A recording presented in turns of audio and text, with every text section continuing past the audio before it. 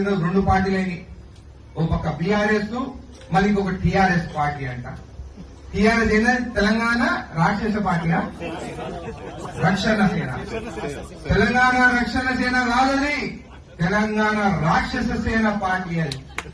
వాళ్ళు ముందుకు ఉన్నప్పుడు నేను ఒకటే అడుగుతున్నాను తెలంగాణ ప్రజలు కానీ చర్చలు చేసుకున్న ప్రజలకి, ఈ కొత్త పార్టీ దేనికి?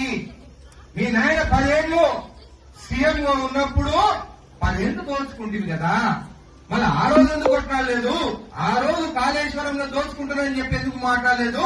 ఒకసారి మీ నాయనకి పదవి పోయిన తర్వాత మళ్ళీ అది అవసరం లేదు, నావేమి సాగుతలేవు, ఇంకొక పార్టీ పెట్టుకుంటే ఫ్యాక్టరీల దగ్గర గాని ఎక్కడైనా గాని పార్టీ పేరు పెట్టుకుని దోచుకోవాలని చెప్పి ఈ తెలంగాణ రాక్షస సేన పార్టీ పెట్టినవా?